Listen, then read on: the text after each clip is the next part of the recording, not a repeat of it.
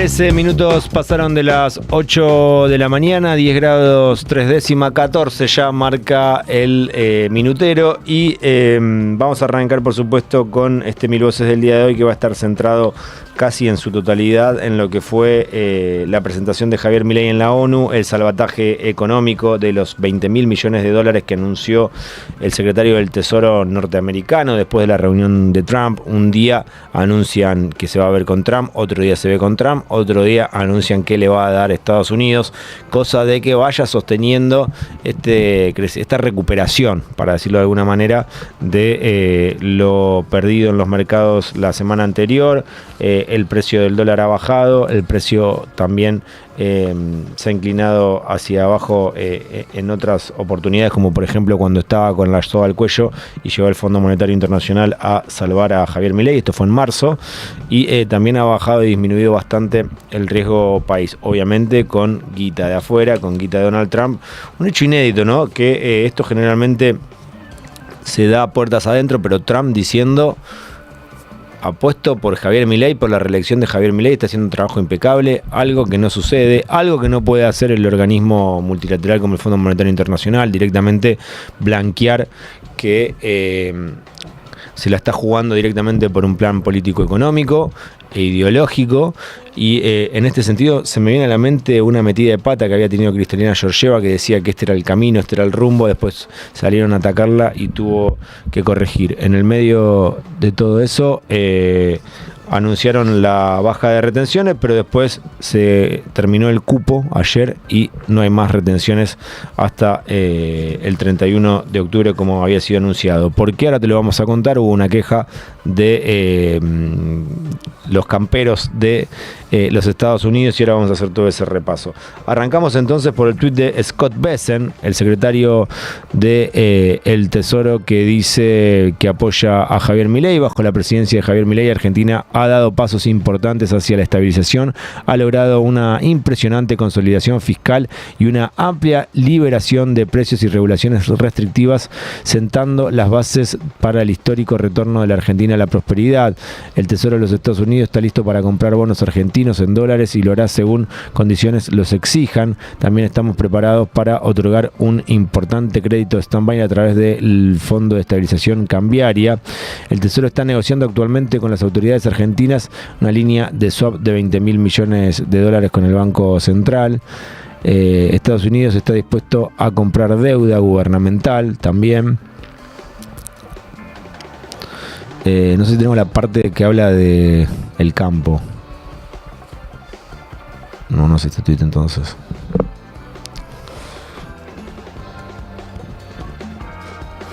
Bueno, hay un tweet muy importante que es de Scott Bessent, que habla de del campo y de cómo se quejaron los ruralistas de los Estados Unidos. Quiero ver si lo puedo conseguir. Pero bueno, Scott Bessent dice desde los Estados Unidos, casi como si fuese el ministro de Economía, que hay que volver las retenciones a como estaban, terminar con la extensión de retenciones y volver las retenciones a cero. Eso es lo que anunciaba Scott Bessent en el tweet que quería mostrarles hoy. Y vamos a ver cómo se quejó la Asociación de la Soja estadounidense. La asociación estadounidense dice que responde a las elecciones de la soja argentina en Estados Unidos. Dice: farmers ya no pueden esperar ni tener esperanzas. ASA insta al presidente Trump y a su equipo negociador a priorizar la consecución de un acuerdo inmediato con China sobre, y pone un link ahí, hay una queja, y en este sentido también por eso llega el tuit que quería mencionar anteriormente, que les comentaba, que hablaba también de la soja. Vamos ahora a el anuncio del ARCA que Manuel Adorni comenta aquí. Acá ARCA informa, informa que se termina con las retenciones y que se vuelve a el mismo monto que había antes de que Milei anuncie el día lunes, Adorni en realidad, que las retenciones iban a ser cero hasta el 31 de octubre. ¿Por qué? Porque se terminó con el cupo de las retenciones. Vamos ahora con el 28, que es Carlos Melconian, hablando de lo que significa el Fondo Monetario para la Argentina. Bueno, en relación a el Tesoro estadounidense, dice que el fondo es un nene de pecho al lado del Tesoro. Este gobierno no le he regalado nada, ni pienso regalar nada, porque lo mío es un análisis profesional. Lo único diferente que estoy diciendo es, esto es fuerte, es distinto, podría opinar ya a esta altura con lo poquitito que tengo. Esto no tiene nada que ver con un acuerdo con el fondo. Lo del fondo y sus acuerdos son un bebé de pecho al lado de esto, pero no por magnitud, sino por involucramiento en otro nivel, A. Y B, yo creo que hasta el fondo hoy está en el cuartito de al lado de Messen sentado como parte de un acreedor del concurso La Quiebra. Esto lo ve pasar el fondo. Sí, probablemente pueda ser llamado para la implementación, la readecuación del programa y demás.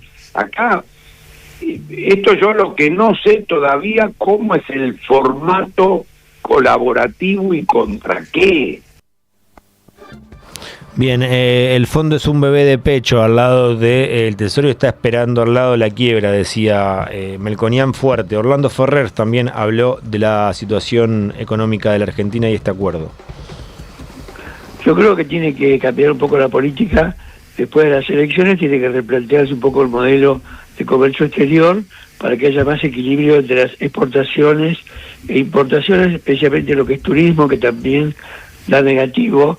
Me parece que eso significaría un dólar de unos 1.500 pesos o 1.550 pesos, que es lo que da la paridad teórica de equilibrio, que da 1.660, pero descontándole 10%, por ejemplo, sin saber si es cierto o no, por superávit fiscal, estamos en 1.500 pesos. O sea que estaría más o menos en el valor de seguimiento del tipo de cambio para que haya equilibrio del sector externo con equilibrio del sector público. Bien, vamos a escuchar ahora al exministro de Economía, Martín Guzmán.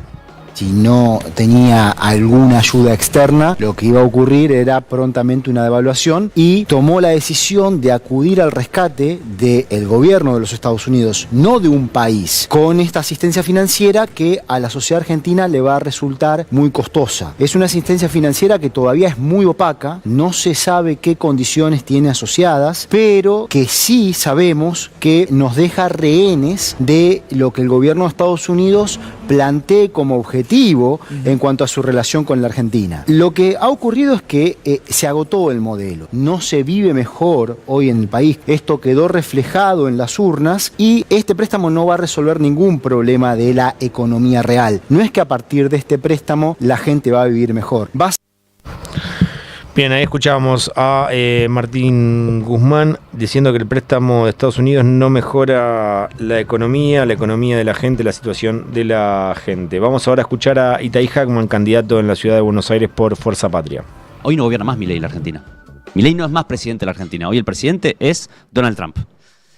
Y ya pasa a ser irrelevante la letra chica de un contrato. Esto de qué piden a cambio de...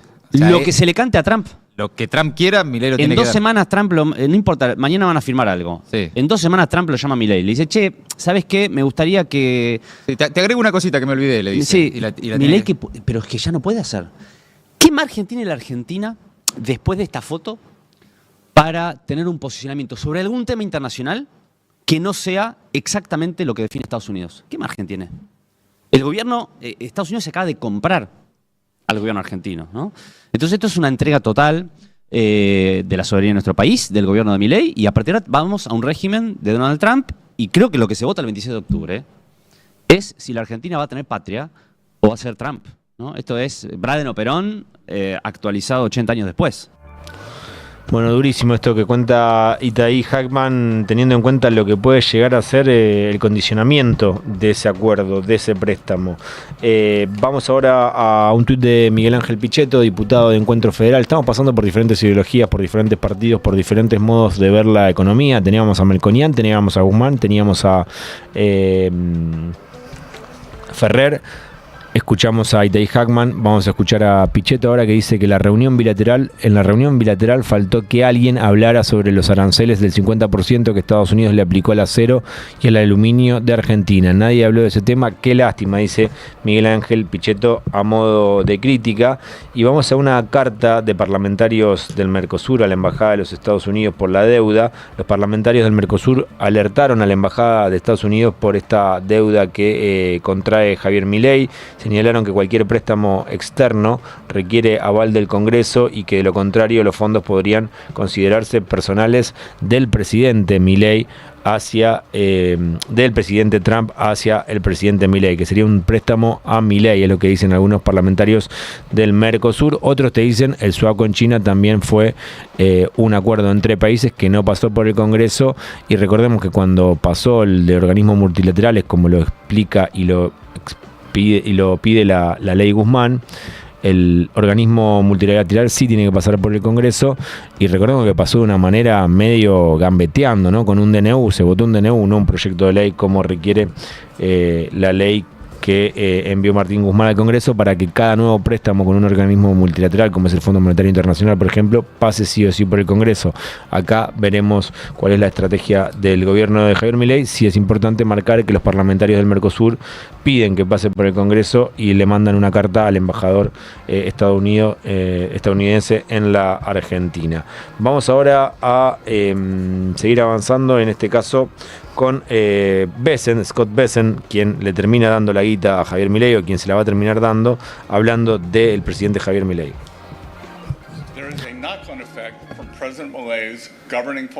Del gobierno presidente, vamos de vuelta, por favor.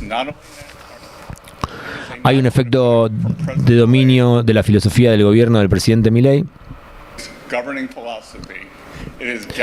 que ha impulsado reformas no solo en la Argentina, sino también en otros países latinoamericanos. El presidente Milei es líder de una gran nación, pero también del continente. Inspiró a la juventud de Argentina a cuestionar la propuesta obsoleta de que la mano pesada del gobierno es el camino hacia la prosperidad. Al hacerlo, ha encendido la fe de los mercados libres y sentó las bases para un nuevo edad de oro en la Argentina. En reconocimiento a estos logros monumentales, le voy a poner una torta de guita, no mentira. Me complace el premio Global Citizen a The Atlantic Council, le otorga para el presidente Javier Milei. Cuando escuchó el platillo y cosas pensé que se venía hola a todos. Arranca igual. Bueno, ahí está Milei acercándose a recibir el premio y cuestiona el peso del Estado, Scott Bessent, cuando el Estado de los Estados Unidos le está dando una torta de guita al presidente Javier Milei. Otro momento de Bessent hablando del presidente Milei.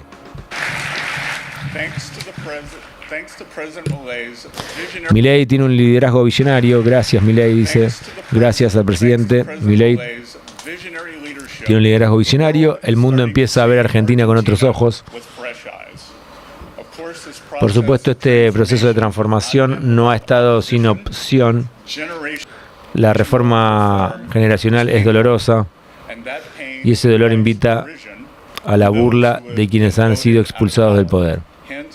De ahí el coro de críticas de los titulares del antiguo sistema, pero el presidente Milei ha mantenido el rumbo y sigue comprometido con sus principios básicos. Como el presidente Trump, ha empoderado al pueblo argentino, asegurándose de que el gobierno le sirva y no sea al revés, dice Scott Bessent. Bueno, dos halagos a Javier Gerardo Milei, que habló en la ONU antes de este reconocimiento por Scott Bessent y dijo lo siguiente. Es decir, es necesario encontrar un equilibrio para que el pan de hoy no signifique hambre para mañana y así poder garantizar un incremento sostenido del bienestar, algo que los economistas llamamos crecimiento económico. Dicho crecimiento a veces se podrá sentir lento y a veces podrá verse frenado momentáneamente porque el progreso nunca es lineal, pero es precisamente con su consistencia a largo plazo lo que ha revolucionado sistemáticamente el mundo y ha sacado a miles de millones de la pobreza. La diferencia entre crecer 0 y crecer 2% a largo plazo es la diferencia entre el estancamiento y la prosperidad. Los argentinos sabemos mucho del tema, siendo el único país de la región que no creció en los últimos 15 años. En el plano legal, la condición del crecimiento es la sacralidad de la propiedad y del libre mercado, que no es otra cosa que la libre cooperación entre pares, porque sin derecho de propiedad no hay ahorro, sin ahorro ni capacidad de intercambiarlo libremente no hay inversión, y sin inversión no hay crecimiento posible. Pero no... Otra vez fue a la ONU a criticar a la ONU y a mostrarse como el ejemplo a seguir la Argentina de Javier Milei en el discurso del presidente. Esto me parece importante porque habla de la soberanía de las Islas Malvinas. Tengo entendido que no lo había hecho nunca, pero bueno, esto sí es un fragmento importante del discurso de Milei. Quiero reiterar nuestro reclamo legítimo e irrenunciable sobre la soberanía de las Islas Malvinas, Georgias del Sur, Sandwich del Sur y los espacios marítimos circundantes que permanecen ocupados ilegalmente. A pesar de los 80 años que pasaron desde la creación de esta organización, situaciones coloniales como esta siguen sin ser resueltas. Por lo que invitamos al Reino Unido a reanudar las negociaciones bilaterales de conformidad con la resolución 2065 de esta misma Asamblea General, junto con todas las resoluciones posteriores que la acompañan. Él dice reiterar, yo no tengo tan claro que ya lo hayan hecho. Me acuerdo cuando halagó a Margaret Thatcher, habló de Margaret Thatcher, la puso en un lugar muy importante para él como referenta de Milei. Pero bueno, esa es una parte del discurso. Después hubo un paralelismo. Cuando hablaba Lula estaba lleno, cuando hablaba Milei no había nadie. Dado en consecuencia, esto lo digo a sabiendas de que muchos no comparten mis palabras, porque como... Para mitigar los riesgos de la inteligencia artificial, apostamos en la construcción de una gobernanza multilateral, siguiendo el proyecto que se aprobó en este mes. Cuando hablaba Lula estaba repleto el salón donde estaba hablando. Cuando había Javier Milei había muchas sillas vacías, algo similar a lo que pasó en la anterior oportunidad. Vamos a ver un homenaje que hubo hacia Pepe Mujica en la ONU. Estuvo Kicillof con Lula da Silva, con Orsi, con Boric. Vamos a ver el momento en que se saludaban. Ahí lo vemos, Yamandu Orsi, Boric, Lula y Axel Kicillof, saludándose con los mandatarios, con los que tiene una buena sintonía. Vamos a ver la foto de Axel Kicillof con Lula da Silva y la 25. Y si no, vayamos directamente al discurso de Axel Kicillof. Mucho del anacronismo, de la crisis de las instituciones de la posguerra, de Bretton Woods. Hay quienes hace mucho tiempo pensamos que no cumplen su función. Hace mucho tiempo pensamos que no sirven para lo que fueron diseñadas. Los que hace mucho tiempo observamos y vemos y sufrimos que instituciones que tenían determinado fin, como el Fondo Monetario o el Banco Mundial, se han convertido exactamente en lo contrario que pretendían ser. Para quienes vemos al orden mundial como injusto, esto era natural.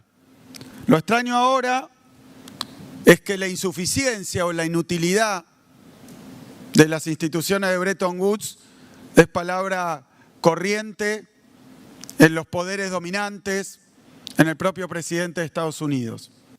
Bien, y ahí tenemos la foto de Axel Kicillof con Lula da Silva, y esto fue en Democracia Siempre, en Nueva York. El gobernador de la provincia de Buenos Aires, Axel Kicillof, participó el día de ayer en Nueva York en un homenaje al presidente uruguayo Pepe Mujica, junto a presidentes, representantes parlamentarios y dirigentes políticos de distintas partes del mundo. Ahí es donde se capturó esta foto y hubo un discurso de Axel Kicillof, que ahí veíamos un fragmento también importante del mismo, y el video anterior junto a Boric, junto a Yamandu Orsi y al propio Lula da Silva. Vamos ahora a seguir avanzando con el material, y en este caso Javier Milei puso un tuit, el número 37, puso un tuit con lo que va a ser la presentación de el libro en el Movistar Arena. hay un tweet y un video. No hace falta el video, con esto me alcanza. Presentación de mi nuevo libro, La construcción del milagro. Dice: viva la libertad, carajo. Y me interesa, ¿qué dice Miagro? Bueno, debe estar seguramente le está hablando a los ojeros que liquidaron todo el cupo que había. Importante lo que dice Pablo Dugan ayer en Periodistas en C5N sobre quién financia el Movistar Arena. Presten atención. El número 38.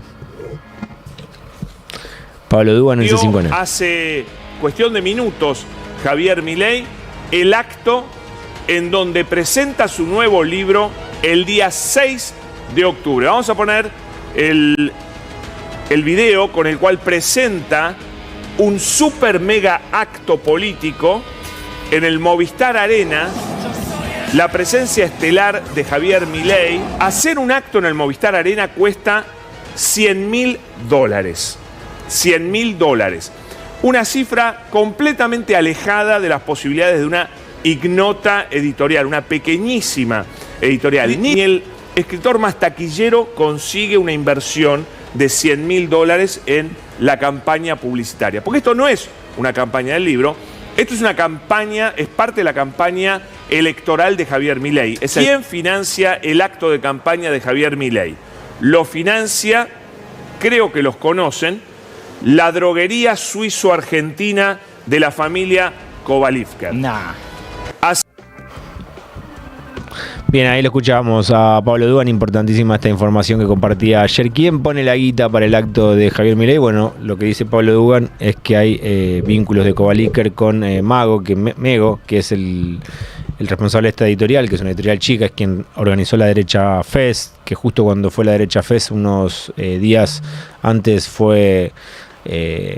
sufrió un robo en su casa, estaba golpeado el día de la Derecha Fest, yo me acuerdo que lo vi, estuve ahí en un momento charlando con él. Bueno, dice Dugan que los Kovalevker tienen que ver con la guita que pone esta editorial para poder conseguir el Movistar Arena, que no es para nada barato, por lo que decía Pablo. Seguimos avanzando en Mil Cosas a la Vez, estamos hasta las 9 de la mañana con un montón de información.